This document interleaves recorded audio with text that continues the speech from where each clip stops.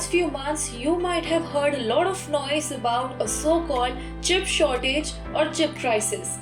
But what is it exactly? And why is it happening? Well, chips are in everything electric you own. From your phone to your computer to your car. There are even chips in the items you would not expect, such as your washing machine, electric toothbrush, and refrigerator. But these tiny parts that power so much of our lives are now in critically short supply.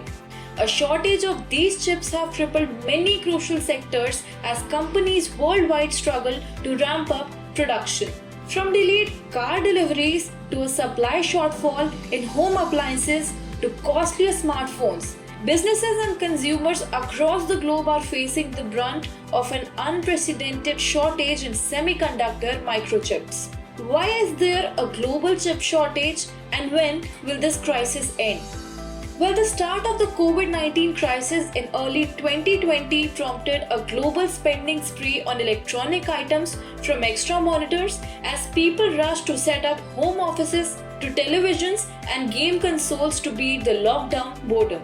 Temporary factory closures due to the pandemic also put pressure on the supplies. And as plants reopened, electronic goods producers continued to place orders, creating an ever-increasing backlog for chips, which can be just a fraction of a millimeter long. Whatever industry was expecting in next 2 to 3 years, that has actually happened in this 12 months. And the main cause has been the global pandemic.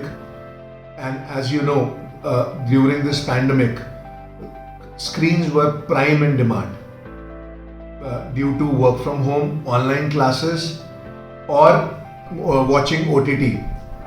And as you know, that local production was completely off during the lockdown. So the trend shifted. And as you know, that whatever chipset companies are there are very limited chipset companies in the world. And they saw a huge spike. If they were making 100 million chipsets, suddenly due to the spike, and especially after unlockdown, the spike grew up to 200 million. And this Delta was not able to manufacture. Therefore, there was a huge supply shortage, and this has resulted that price have really gone up. It has gone up by 40 to 50%, and in some chipset, it has been up by 100%. The pandemic is not only the factor. There are a few chip manufacturing plants in the world, and the few running during the pandemic were subject to a series of unlucky weather events that delayed the manufacturing process further. Japan's Renesas plant, which creates almost 1/3 of the chips used in the cars worldwide, was severely damaged by a fire, while winter storms in Texas forced some of America's only chip plants to halt production. Well, producing these chips also requires a lot of water, and severe drought in Taiwan has also affected production.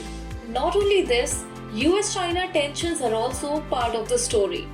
Last August, the US banned foreign companies whose chips used American technology from selling to Chinese tech giant Huawei over espionage allegations. Huawei began stockpiling semiconductors ahead of the sanctions coming into effect, and other companies followed their lead, further straining supplies.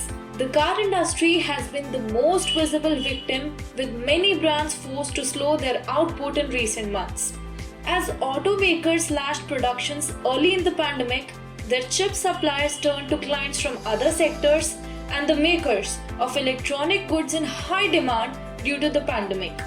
That has left car brands from Volkswagen to Volvo scrambling to get hold of semiconductors now that the sales are revving up again. I think it will, and which has affected almost every sector. And you must be hearing about automobiles. Yes, due to electric vehicles, whatever, if there were 10 chipsets that was there in an automobile, in a car, now it is about 30 to 40. So that kind of change, and same thing happened with smart TVs. From normal TV, a normal TV, there is a chipset which is about 3 to 4 chipset which is required. But in smart TV, there is about 7 to 8.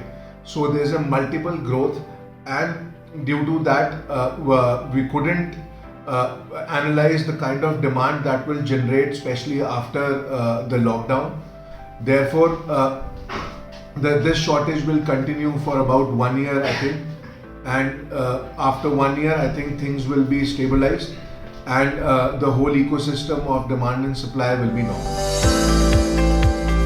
Smartphone makers have been protected so far as they had existing stockpiles of chips, but now they too are starting to suffer. Game consoles like PlayStation 5 and Xbox Series X have been in very short supply. So great is the clamor amongst gamers to get the hold of chip-powered graphic cards needed for their playing that they have been resorting to increasingly unusual strategies. The diehards are turning into live streams on YouTube and Twitch, which ring an alarm every time a card is listed for sale online. On the other hand, the chip shortage may roll into 2023 if demand remains robust during the final quarter. While chip manufacturing companies have accelerated efforts to produce more semiconductors, experts feel demand will outweigh supply until 2023. However, the final quarter of financial year 2022 will provide more clarity on the outcome.